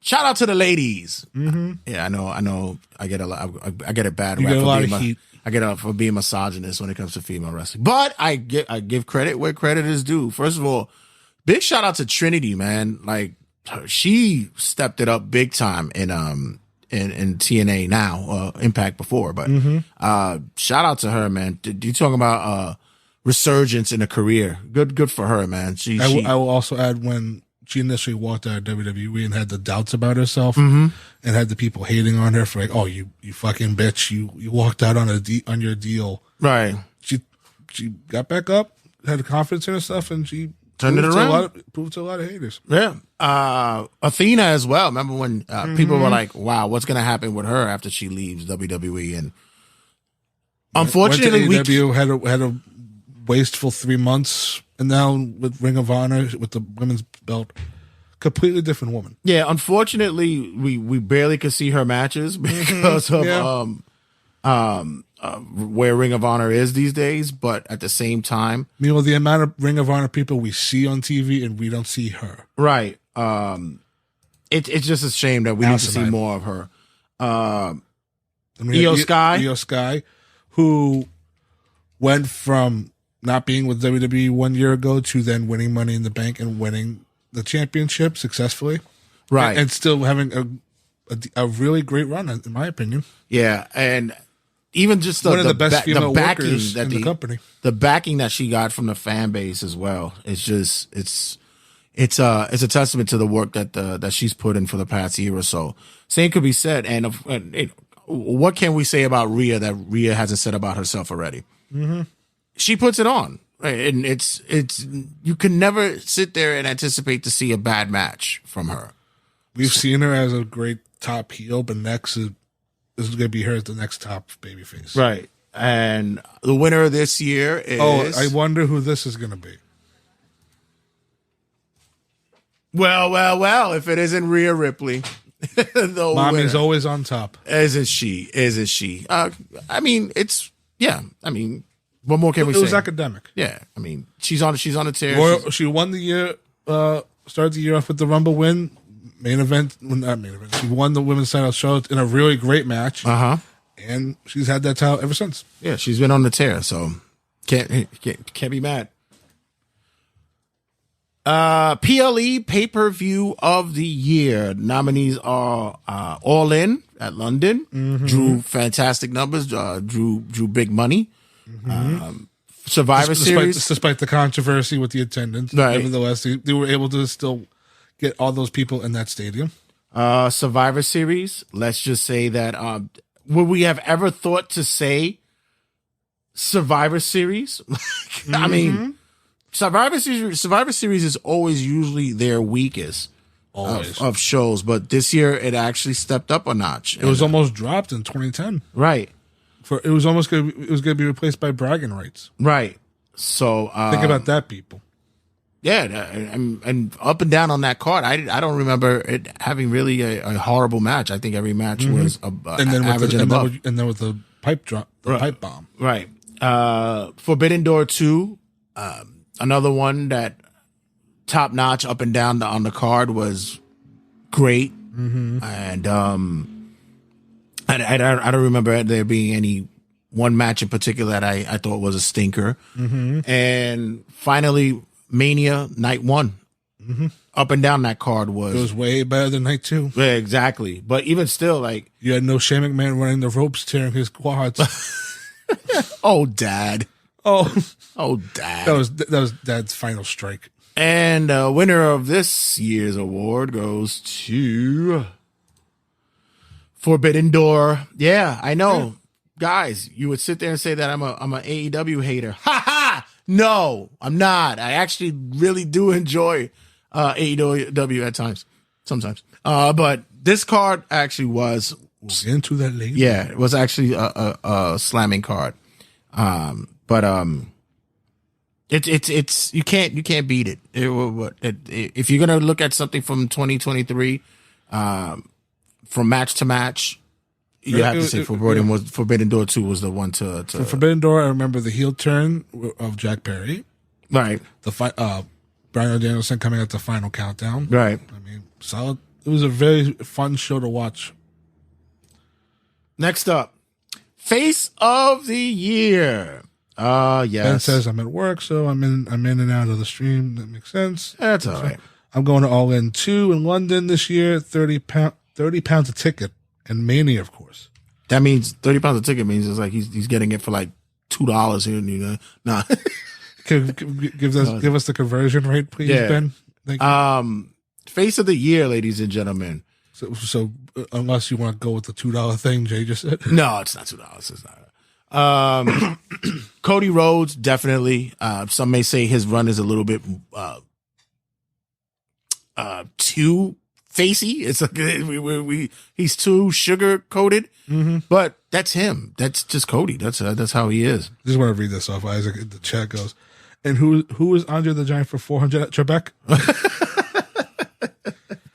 30 pound is insanely cheap. Yeah, it is. It sounds like it. Darby Allin. Darby has been insane. Yeah. But his face run as well. Anytime he walks into a building, you know he's going to get you get an instant pop. So you can't. I will give him credit for his promo stuff right before that battle royal, not the fatal 4-way at Double or Nothing. Right. Because the first time we got to hear him like talk like that. Right. And he convinced me he's definitely a future champion. Sami Zayn. This is funny because Sami had such started off the solid hot. Yeah. You know, and when the turn happened, that face run, the biggest angle in Royal Rumble history. Right. It made or ending, you want to say, whatever you want to say. That moment at Royal Rumble is still one of the loudest ones in Royal Rumble history. Yeah, that's just, I mean, because of the next nominee, you get Jey Uso, who his second half of 2023 was... When he's so sad, you feel so bad. You want to cry with him. Man, when my cousin's a dick, I want to punch him in the face too. And when he broke them up, when he broke the Usos apart, broke them away from the bloodline. I still find that questionable, but I understand it's for Mania. And they gave him new life on Raw. I believe that this is his journey. Fucking Ben. Yeah, Naked Midian should be in this category.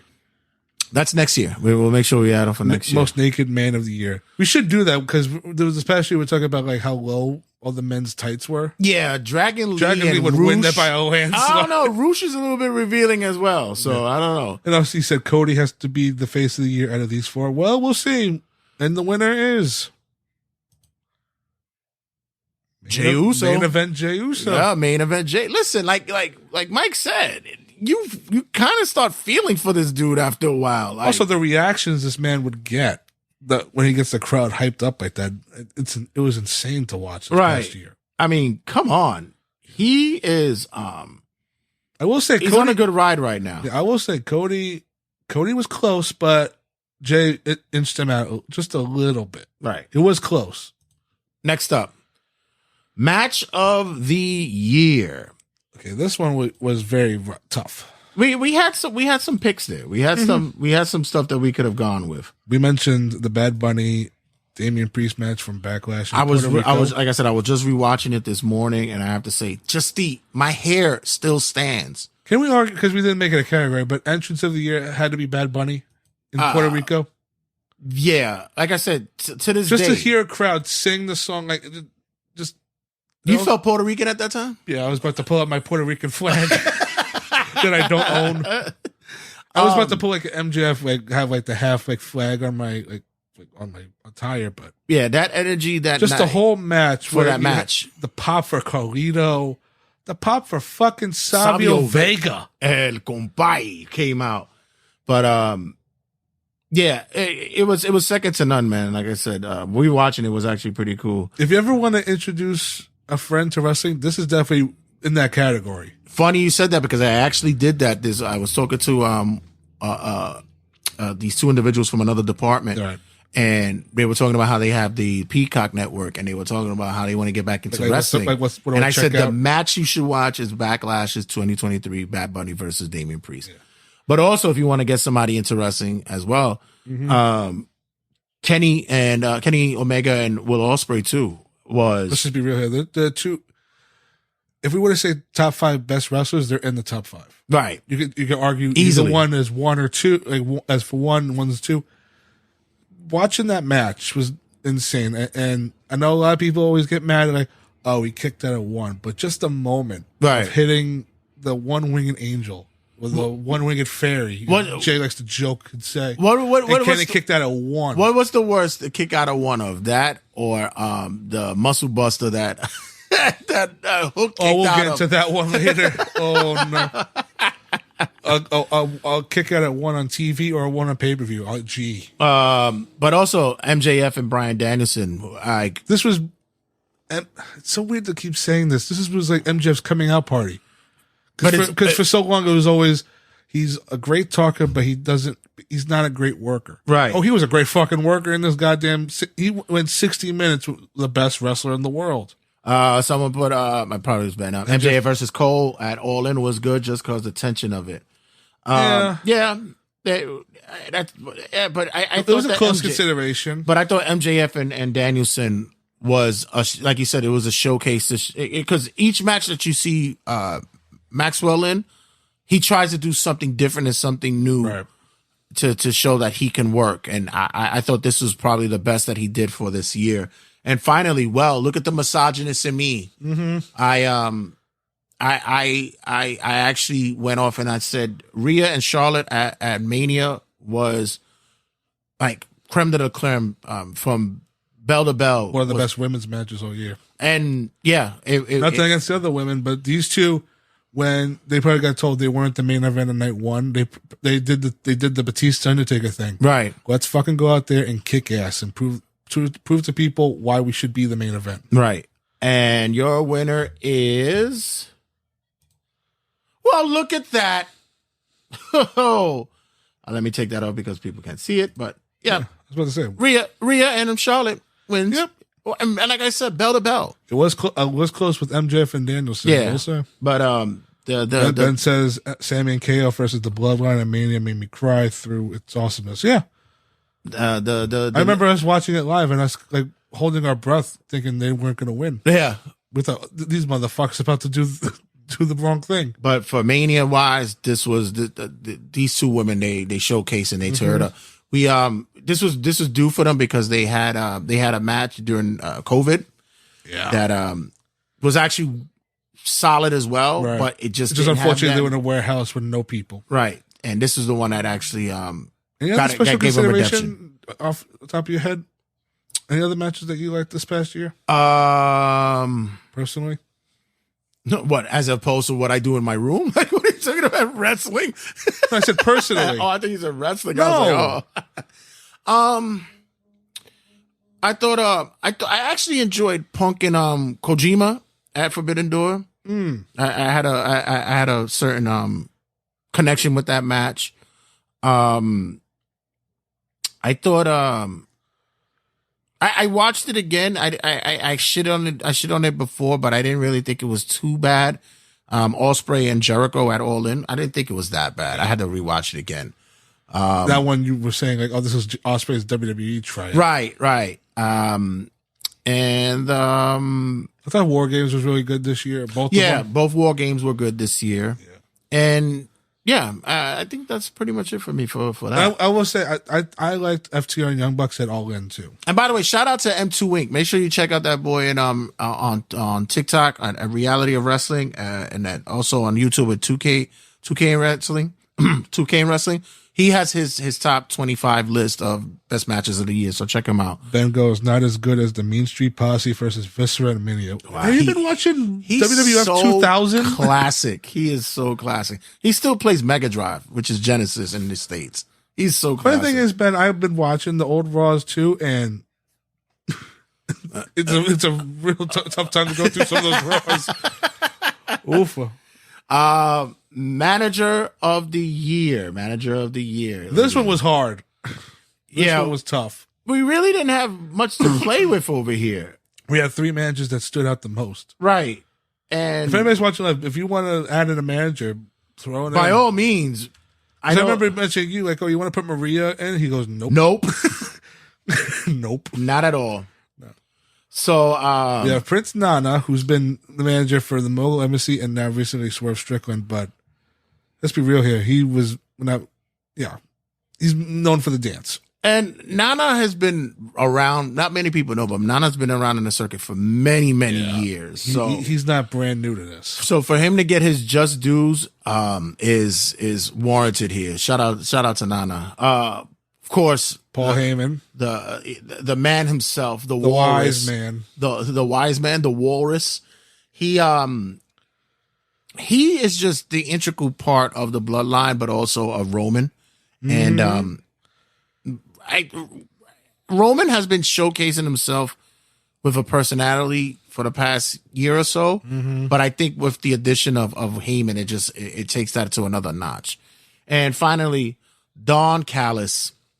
What can we say about this jerk that nobody else hasn't said already? His suit jackets get smaller and smaller. He gets them at the medium. A button keeps popping off. The wise it's obvious. It's gotta be the wise walrus. We'll see. So I will say, in the case for Heyman, when Roman was not there for pretty much 75% of the year, he was there. And it did get a little old when he kept saying, "Call Roman Reigns." Yeah. Call Roman Reigns. And shout out to Callis, who actually took a nasty bump.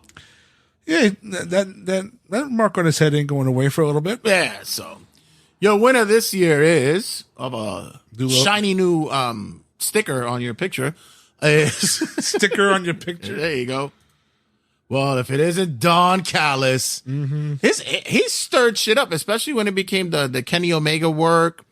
The stuff that he did afterwards, leading up with Jericho.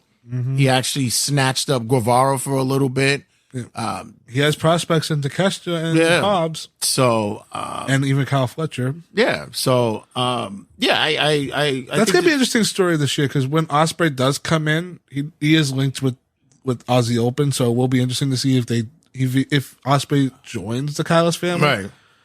Because, I mean, shit, I would love to see Ospreay versus Takeshita.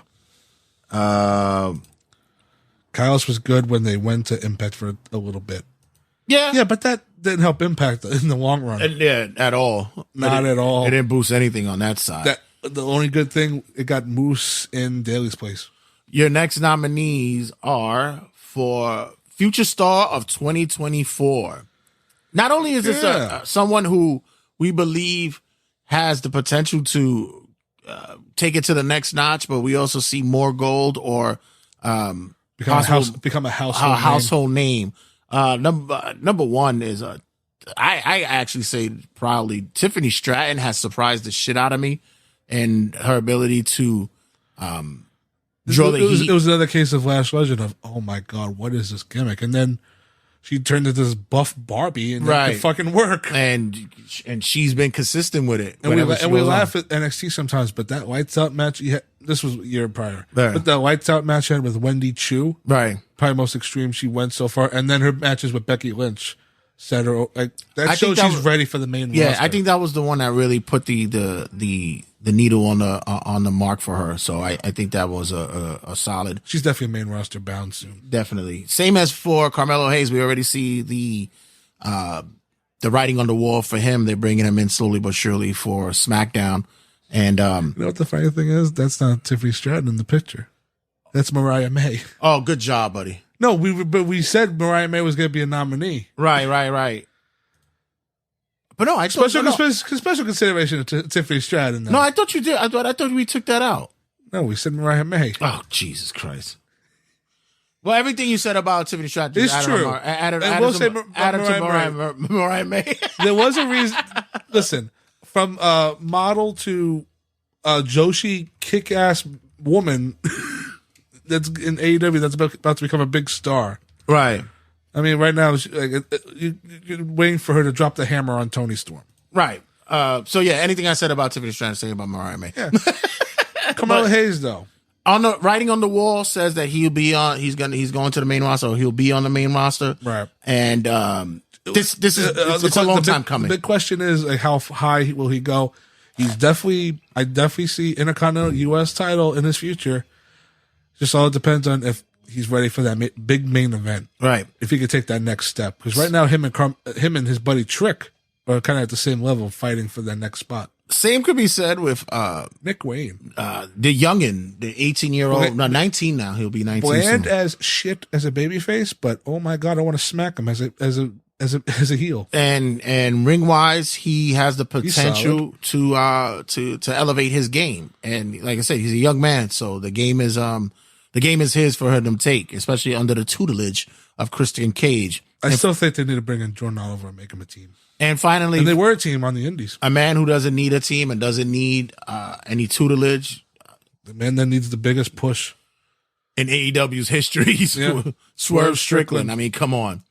Not only is he's personified, he will be the first African American AEW world champion. And personality, promo, ring work, it all ties into a bow for him. And there's nothing that doesn't say champion. When that man walks out, he's screaming star. Right.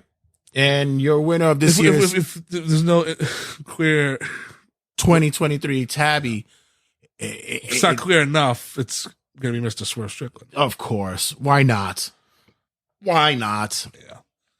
I feel like dancing right now just because he won. I hear the music in my head. Yeah. It's just You hear the music in your head when you're thinking about him all the time. right.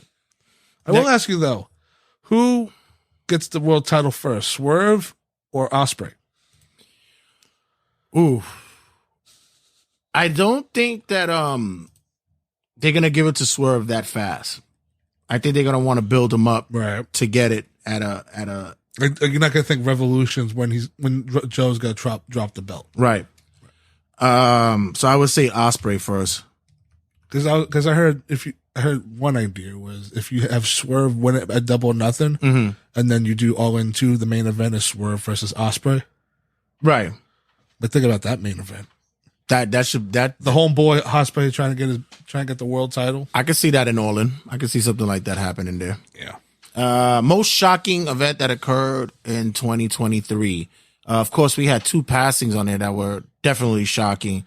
That definitely left a black mark. Yeah, we lost Jay Briscoe early in the year. We just actually commemorated a 1-year anniversary of his passing, unfortunately, due to a car accident. And then we lost Bray Wyatt in another shocking development. We were on air when we got the news for that one. I remember I was like breaking news, and you're like, oh, what happened? Somebody died, and then we went off air. And I told you, oh fuck, really? Fuck. And then we have two other double nominee, a double nominee. Wow, I think this may be the first time that's happened here in the Tabbies. We got double nominee. We have the All In brouhaha that occurred, or brawl in that between Jungle Jack Perry and CM Punk, and then we have Survivor Series Punk returns to WWE. What do you think about that photo edit of Jack Perry and CM Punk though? As soon as I found that, I go, oh my god! Thank you, internet. Yeah, that works. And your winner is, of course, the thing that no one saw coming. Punk returns the thing to that WWE. People have been begging for a decade, especially me. Yeah. My heart swole. Just let me ask you this: a couple of back notches. in 2014 when he left, did you honestly say to yourself, "It's a work"? Oh, he's gonna show up at WrestleMania 30. He's gonna help Daniel Bryan. Yeah. No, I knew it was done. I knew he was tired. I knew he was over with the bullshit. It was done with it. Ben says only one winner for me, and that's Phil Brooks returns. Yeah, pretty much. Yeah, definitely. Well, no, CM Punk returned. Let's be real here. Phil Brooks slapped the shit out of Jack Perry. That wasn't CM Punk. That was Phil Brooks. That was when he had enough. It was funny that day too because we were getting the reports of an incident. They would look at each other like, "He's done." It's over. Done. It's over. Male Wrestler of the Year. This one was also tough. Yeah, this tough and very close. So coming off the back, we have to give big kudos to our boy Gunther, because who broke the fucking Honky Tonk Man's longest reign for the Intercontinental title. Who knew? Like who knew that it was gonna have to take a man with the stature of Gunther to break imitating Elvis Presley? Like that was insane. Yeah, and that record has been since 1989, and he still holds the belt. Yeah. So future world champion though. Kudos to Gunther. This has been an impressive reign, but it's not for long until he gets the big belt. No, the impressive reign that we have here is from the man himself, the tribal chief, Roman Reigns. That's one to say. Could be very questionable to some people. Yeah, I still don't believe he's breaking Hogan's record, but even still, that's not really Hogan's belt, so that's something different. But also the disrespect of Bob Backlund. I mean, come on, we still that have fuckers on the list too. And don't ignore my Bobby. Excuse me, don't ignore my Boricua because Pedro Morales was on the list as well at one time. So they forgot about him a long time exactly. ago. So, but Roman, regardless of what you say about it, Paul. But regardless of what you say about Roman, any match that he had this past year was quintessential, and it was. I mean, the WrestleMania match with Cody had me on the edge of my fucking seat. Right. We all that entrance too. We all wanted it. We all was waiting for it. And speaking of Cody had, I don't think he had a bad match all year either. I think he actually had a good. Even the booking with him at WrestleMania, he stayed strong. Right. They didn't insane. Didn't lose the luster, and even for the people that said, "Oh, he's being punished." Don't worry, Cody. If he's being punished, why is he here? You will finish the story, Cody. You will finish it eventually. And finally, Will Ospreay. Up and down, banger after banger after banger, all year round. Were you Sheamus? Banger. Before we announce the winner, who special nominations? Honorable mentions. MJF. I have, of course. Yeah, Bryan Danielson. Of course. Seth Rollins. Definitely Seth was on there as well.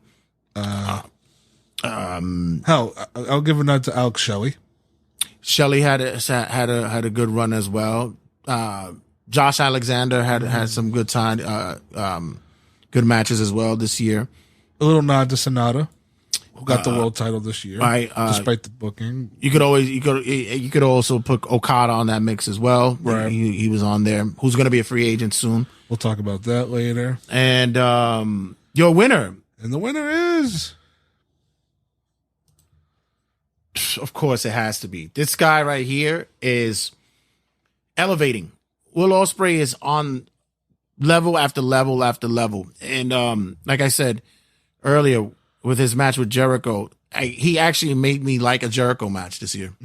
Honestly, so if you can make Jay do that, you've won. Yeah, definitely.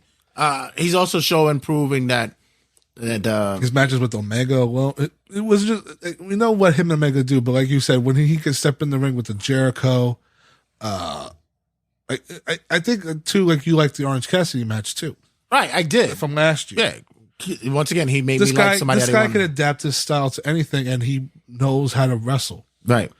I like too. He's also not doing a lot of the flippy stuff. So, but eventually, when we see him every week on our TV, it's gonna be very interesting to see. Right. And finally, I believe this is our last award. Oh my God. Ben says Josh Alexander has been incredible. Yep. And then Simon Dean is my winner. Simon Dean. Fuck. I'm telling you. This guy's classic. How do you go from the year 2000 to 2005? Classic. Did you like Maven? Promotion of the year. This is where somebody's butthole's gonna get hurt. Yeah. I can hear the fan bases right now screaming. Just the chattering of or the grinding of the teeth. Individuals who will be pissed at this one. Starting off with NXT. And he's English. Go on, Ospreay. NXT actually had such a resurgence turnaround year, and so much so that I'm thankfully they're going to be on a network everybody could see this year. Mm-hmm. So good for them. Kudos to them. NXT actually had me watch them again once they got rid of that 2.0 shit and they went back to the old school. Once they started incorporating a lot of the main roster guys and actually developing their characters instead of just showing us who they are. I mean, a lot of let's give a lot of credit to Jeremy Borash for all their videos too. Right. Then we have AEW. Listen, it's been hit for me. It was always hit and miss with them, but I can't deny they were successful this past year. I can't deny the success that they were able to culminate this year, and I'm hoping that they could turn it around this year. They're bringing back the ranking system, so we'll see how that goes. But yeah, there was a love-hate relationship between me and AEW this year, but even still, they were able to put together some fine pay-per-views and fine matches.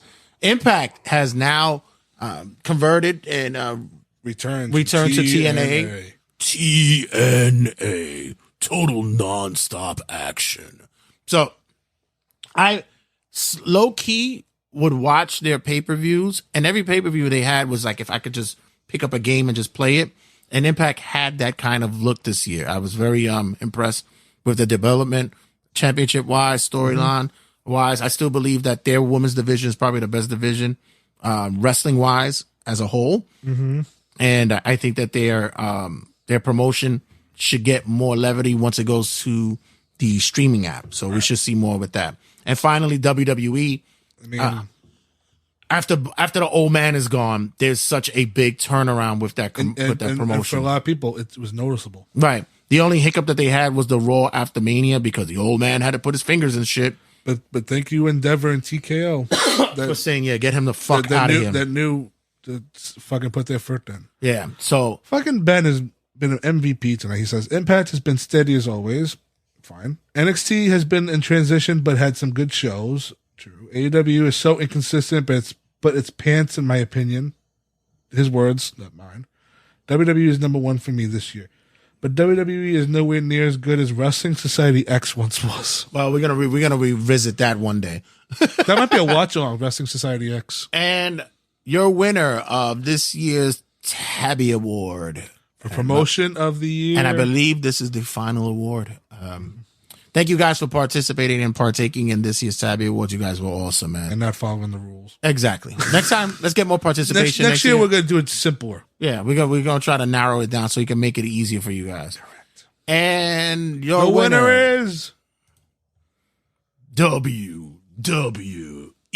I know everybody who will be listening and probably watching this is saying F you. But you know what? How many bad pay-per-views did WWE have all year compared to AEW? And talk about a resurgence in a fan base. People coming back. People actually getting to feel again what wrestling was like. Mm-hmm. There's still some hiccups that they have there when it comes to wrestling times. I think they should be. We need to see the more weekly wrestling. shows still need work, but overall on the product, when they put on their product on the pay-per-views and their PLEs, they've always been top notch. Yeah, and I have to say that kudos to Triple H and creative wise for doing what they're doing over there. They've been hitting home runs, man, and then that's what you're supposed to do. This was Triple H's full on year of being a creative. Solid 2 thumbs up. All right, so guys, that's gonna wrap up the Tabbies this year. Thank you guys for the participation, and I'll make sure next year that Mike and I are dressed in tuxedos. Even if it's just the top half, because we'll wear the shirts that look like we're wearing suits, right? And I'll just be in my underwear for the bottom half. So, guys, don't go anywhere. Stick around. We have much to talk about. Wrestling Rundown, and of course, we have a new segment on Turnbuckle Tabloid this week debuting. More to talk about that. Don't go anywhere, guys. Thank you guys who are watching on the live stream, and check you guys in a sec.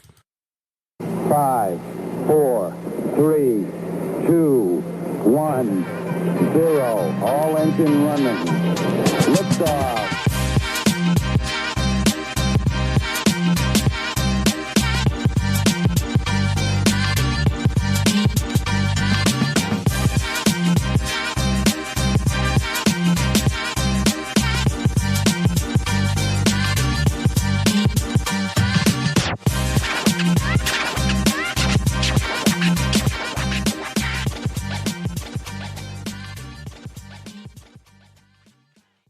Turnbuckle Tabloid.